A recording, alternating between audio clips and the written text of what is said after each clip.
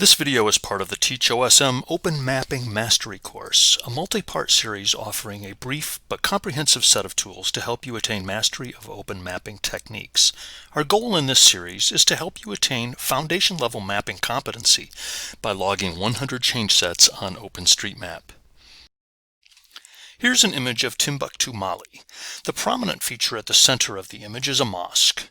As citizen scientist mappers, you will use satellite imagery to locate features and add them to the map. So it helps to be acquainted with a variety of imagery types to supplement your textbook knowledge of the far-flung places you'll be mapping. Wherever you map, you'll need to determine what it is you're looking at in order to add it to the map. For comparison, here's a view of single-family homes in a North American city. Many of you viewing this might find this landscape familiar, in which case this is a good place to begin getting acquainted with satellite imagery. Here's an example of a highly urbanized area of Chicago, Illinois. Note the shadows that obscure ground-level features. Notice also the river running from top to bottom in this image. Note how water appears dark, even black. Here's another dense urban area from Indonesia. Bear in mind, what is considered urban varies around the world. Naturally, features in rural areas are spaced further apart, but notice, these areas aren't totally featureless. For example, in this scene, there are driveways, houses, and farm buildings visible, which can be added to the map. Here's an example of rural China. Notice the terraced rice paddies. Again, rural land use is very widely around the globe. The point is to develop an understanding of those land use types using imagery. Ambiguity abounds. It's not always straightforward what those features are. Let's take a look at some confusing examples. Here's an example from a North African city. Are these buildings, or are they walls, or are they something else? The truth is, we sometimes can't determine the feature type from imagery alone.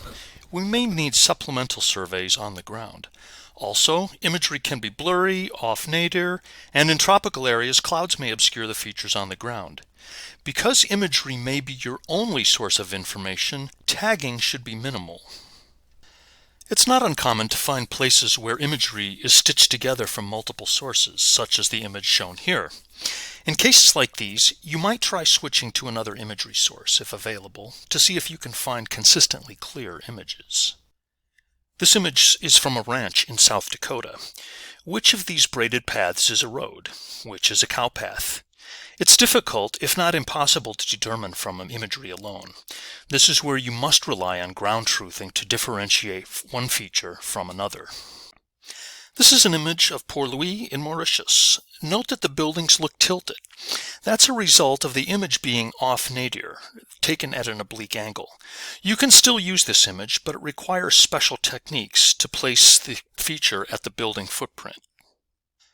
Clouds can frequently obscure ground features. This is especially the case in tropical areas. You may have to check several sources of imagery to find scenes that are cloud-free.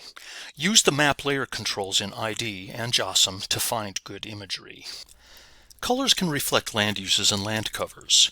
Water typically shows as black, but sediments often are brown or reddish. Snow and ice can be white or gray and sometimes bluish. Large areas of vegetation in humid climates, such as forests, normally show up as green, except in higher latitudes in winter. Grassland is typically lighter green. Bare ground is often reddish, tan, brown, or shades of gray. Cities are typically a dull gray at lower zoom levels due to reflectance of the built environment.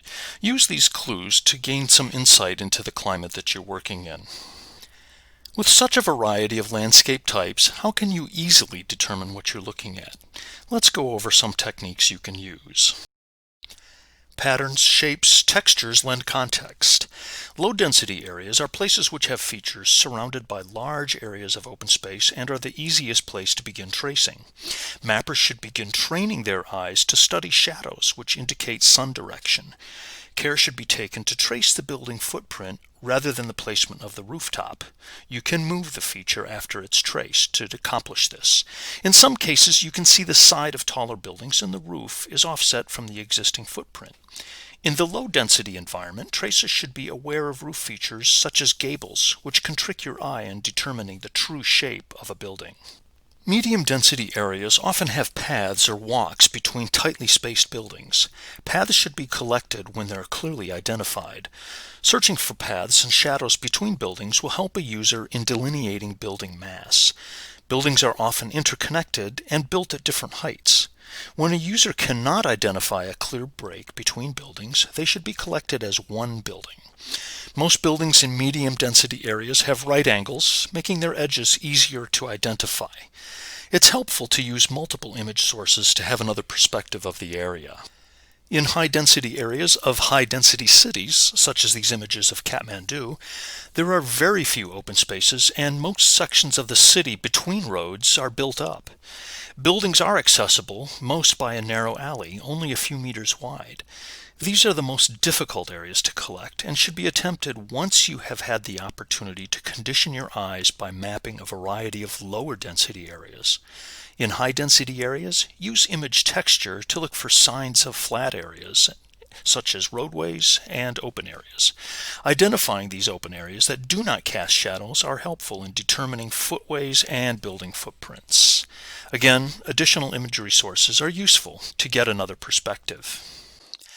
It's common for shadows or trees to obscure the corner or two of a building. In cases like these, use the visible corners and your best guess to project the location of the missing corner. Again, an additional imagery source might reveal the hidden corner. It's important to zoom in sufficiently to see the details of the features you're adding. Oftentimes, inexperienced mappers don't zoom in close enough to accurately map the feature. In this slide, we show the difference between being too far out and zooming in to the right level. Remember, using the ID editor, you can switch between different imagery sources by clicking on the Background Settings tab. It's located on the right-hand edge of the screen and indicated by a small stacked layer cake. Alternate between available sources to see which is best for your purpose. Now it's your turn. Listed here are 3 mapping projects. Using the ID editor, determine which imagery source is the best for each project. Also, read up on armchair mapping and take a look at the instructions for mapping buildings from Mapbox. Thanks for watching. See you in the next video.